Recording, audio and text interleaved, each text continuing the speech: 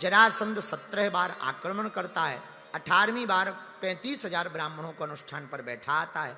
भगवान ब्राह्मणों की रक्षा करने के लिए मथुरा को छोड़ करके भाग जाते हैं। लोगों ने कहा कि आपको लोग रणछोड़ कहेंगे। भगवान ने सोचा कि इतने नाम हैं, चितचोर है, माखन चोर है, छलिया है, मोहन है, मुरारी है, गोविंद है, माधव है, दामोदर है, गिरधारी है, बनवारी है, कान्हा है, कन्हुआ है, कृष्णा है, गोपाल है, नंद नंदन है, यशोदानंदन है, देवकी नंदन है। तो रणछोड़ नाम हो जाएगा तो क्या बिगड़ जाएगा। भगवान रणछोड़ बन गए। रण को छोड़ करके भगवान चले गए, जाकर के द्वारका में बस गए। द्वारका में भगवान ने विशाल नगरी का निर्माण कराया। ठाकुर जी द्वारका में रहने लगे। नाम द्वारका, भगवान द्वारका के राजा हो गए। बोलो द्वारकाधीश भगवान की। अब चलो सीधी शादी करवा रहे भगवान की। हाँ, अब द्वारका के राजा हो गए ठाकुर जी। द्वारका में बड़े आनंद के साथ भगवान प्रेम पूर्वक रहते हैं। आहा,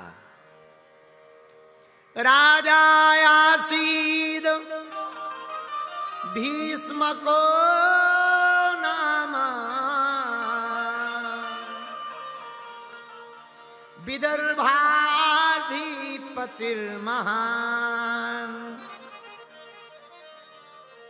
तस्य पंचा भवन पुत्रः,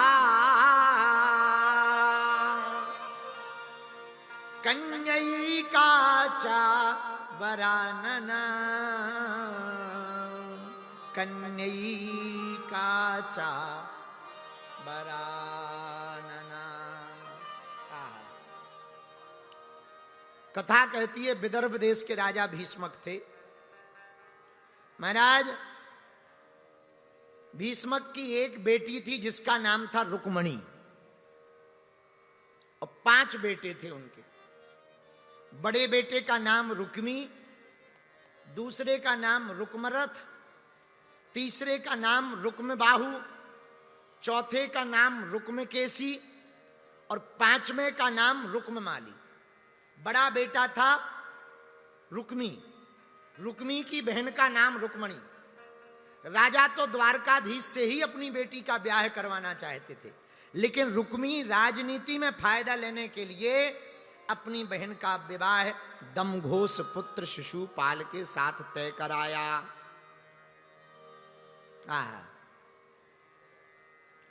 बारात लेकर के आने का न्योता दे आया। पिताजी के पास आकर के बेटा रुक्मी बोला, पिताजी बहन जी की शादी पक्की हो गई। बोले कहां? बोले दमघोष पुत्र शिशुपाल के साथ, बारात आने वाली है परसों। अब पिताजी, बेटा जवान है तो क्या बोले बेचारे, चुप हो गए। ठीक है भैया, पर उनके मन में नहीं था। पर रुक्मणी तो मन ही मन भगवान से प्रेम करती थी।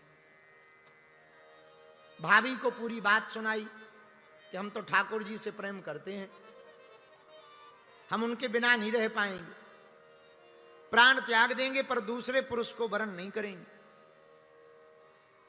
तो भाभी ने उपाय बताया कि तुम एक पत्र लिखो। तो 7 श्लोकों का पत्र लिखा रुक्मणी जी ने। उसमें भगवान से अपने प्रेम के बारे में कहा, प्रभु हम आपसे बड़ा प्रेम करते हैं, और सुनो, आपके अलावा हम किसी और को वरण नहीं कर सकते। अब तो 2 ही रास्ते हैं, या तो आप हमें स्वीकार करो या हम अपने प्राण त्याग देंगे। लेकिन एक और गड़बड़ हो गई, पत्र में लिखा। बोले सुनो, बारात भी हमारी वाली परसों आने वाली, अब एक ही रास्ता बचा है कि तुम भी परसों के पहले आ जाओ, पर शर्त यह है जल्दी आना। और हां, आप उपाय पूछो कि उपाय क्या है, तो सुनो, हमारे वंश में एक नियम है, देवी पूजा के लिए कन्या को बाहर भेजा जाता है, गांव के बाहर। तो जब हम गांव के बाहर आए, तुम रथ लेके आना और हमें हरण करके ले जाना, हम अकेले आएंगे, ये उपाय है। और अगर ऐसा नहीं किया तो हम पूजा तो कर लेंगे, बाकी भर समझ लो प्राण ही त्याग देंगे। और पत्र में अपना नाम लिख दिया। ब्राह्मण को कहा, इधर आओ, ये पत्र इमरजेंसी है, जल्दी ले जाओ द्वारका।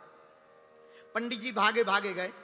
भगवान बैठे थे तो पंडित जी को आते देखकर भगवान बड़े दयालु हैं, विप्रों पे बड़ी कृपा करते। विप्र प्रसादात धरणी धरो हम विप्र प्रसादात कमलाबरो हम विप्र प्रसादात अजताज तो हम विप्र प्रसादात मम राम नाम। भगवान ब्राह्मण को प्रणाम करते, आओ महाराज। तो पंडित जी बोले महाराज प्रणाम प्रणाम बाद में करना, पहले इमरजेंसी है, पत्र पढ़ो। भगवान ने पत्र पढ़ा तो सच में इमरजेंसी थी। महाराज तुम भोजन करो, हम जा रहे, 2 ही दिन बचे हैं, परसों बारात आ गई तो पता लगे हमारी वाली कहूं और चली जाए।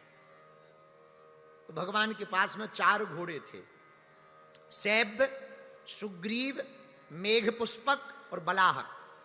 4 घोड़ों को भगवान ने रथ में निबोया और दौड़ लगाई।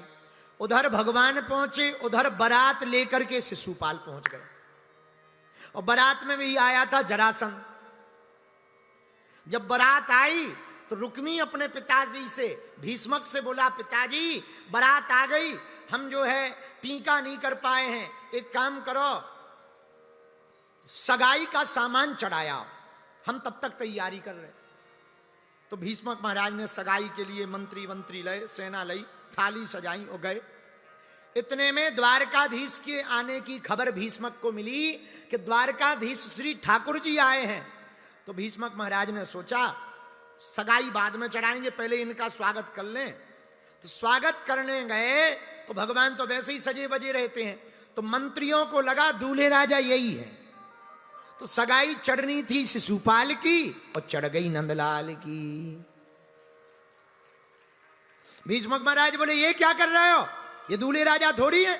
दूल्हे राजा तो जनवासे में मिर्चवानी पी रहे, रसगुल्ला को सीधा छुटा रहे, ये दूल्हे राजा नहीं है, ये तो द्वारकाधीश हैं, गलत हो गया।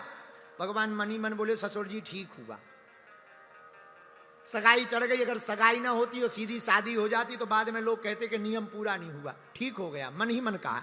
तो भीष्मक महाराज बोले महाराज आप आए हो ही हो, घर पे और चलो। भगवान बोले चलो। रास्ते में जैसे ही चलने लगे तो गांव के लोग सब देखने आए राजा के यहाँ। एक बूढ़ी माता जी दरवाजे पर खड़ी थी, आहा ढोल नगाड़े बज रहे, बड़ी सेना जा रही, प्यारा सो रथ है, रथ में 4 घोड़े बड़े प्यारे और रथ में जो बैठे हैं वो भी बड़े प्यारे। सो बूढ़ी माता जी बोली वाह वाह वाह वाह वाह, दूल्हा तो देखो कितना सुंदर है। अरे हमारी बिटिया रुक्मणी भी कम सुंदर है का, तो दूल्हा भी बड़ो सुंदर मिलो। ये हो भगवान करे काऊ की नजर न लगे, बलाए ले लूं बलाए ले लूं। सोई बगल में एक मंत्री जा रहा था, वो बोला ये दूल्हे राजा नहीं है, ये तो द्वारकाधीश हैं। तो दूल्हे राजा कहाँ हैं, वो तो जनवासे में पड़े हैं, अभी रायता पी रहे हैं। तो बूढ़ी माता जी बोली हे भगवान, भगवान करे हमारी बेटी का विवाह, रुक्मणी का विवाह इन्हीं के साथ हो जाए, ये कम से कम गांव में लेने आएंगे तो लेने के बहाने दर्शन तो होते रहेंगे, तो रुक्मणी जी का विवाह हो जाए, ऐसा कहा। तो भगवान मन ही मन बोले माता जी चिंता ना करो, हम ही आते रहेंगे, आशीर्वाद है। भगवान ने सोचा अगर हम स्वागत में फंस जाएंगे, कहीं वो पूजा करके देवी जी चली ना जाए, तो भगवान बीच में ही विदा लेके बोले हमें महाराज जल्दी है, इमरजेंसी है, जाना है, ठीक है आप जाओ। भगवान बाहर तक आ गए। इधर रुक्मणी जी पूजा करने आई, उधर जरासंध ने पता किया कि द्वारकाधीश आए हैं, तो शिशुपाल के पास भागा भागा गया, बोले खतरा की बात है।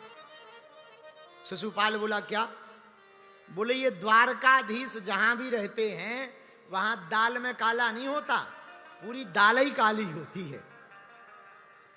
तो शिशुपाल बोला हम क्या करें, बोले एक काम करो, जो तुम्हारी होने वाली दुल्हन है ना उसकी सिक्योरिटी बढ़ाओ।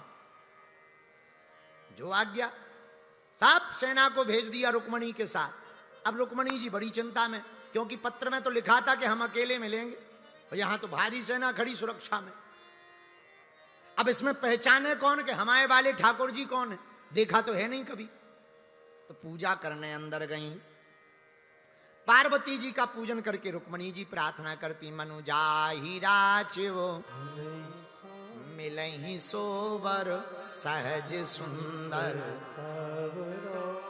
करुणा निधान सुजान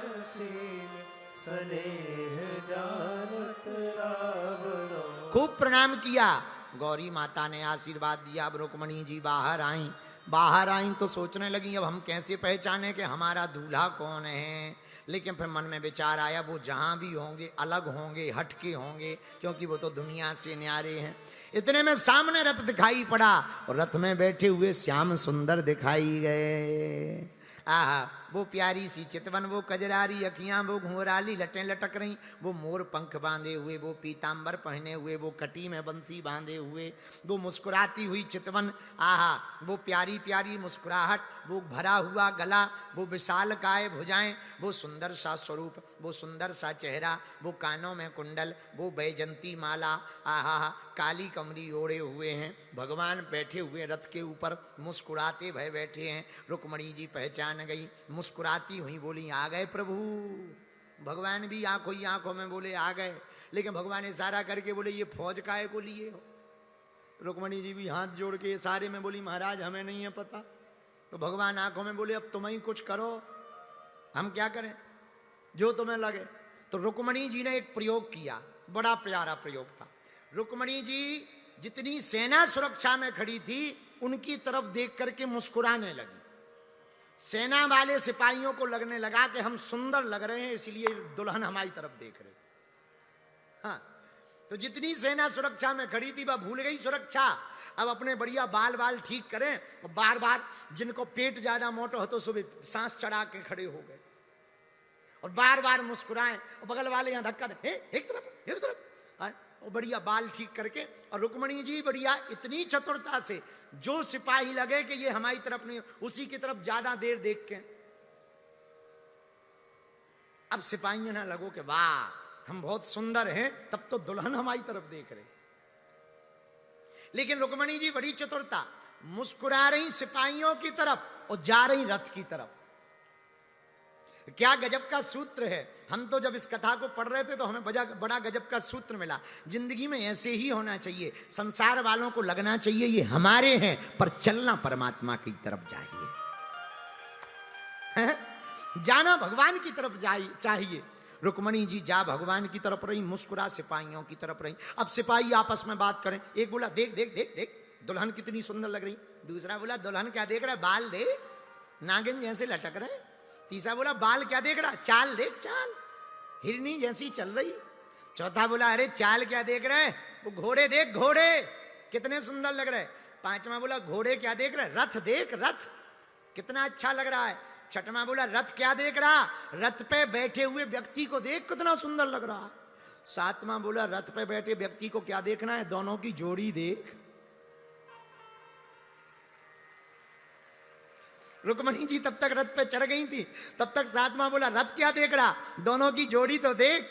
इतने में भगवान बोले कहो देवी, देवी जी बोली चलो। वो मुस्कुरा रही सिपाहियों की तरफ। अब भगवान ने दौड़ा है, हवा से बात करने वाले घोड़े भग गए। अब सिपाहियों को होश आया, बोले ये बताओ अपन लोग खड़े क्यों हैं। तो एक बोला सुरक्षा के लिए, तो तीसरा बोला किसकी, चौथा बोला दुल्हन की। बोले दुल्हन कहाँ है, बोले वो तो चली गई।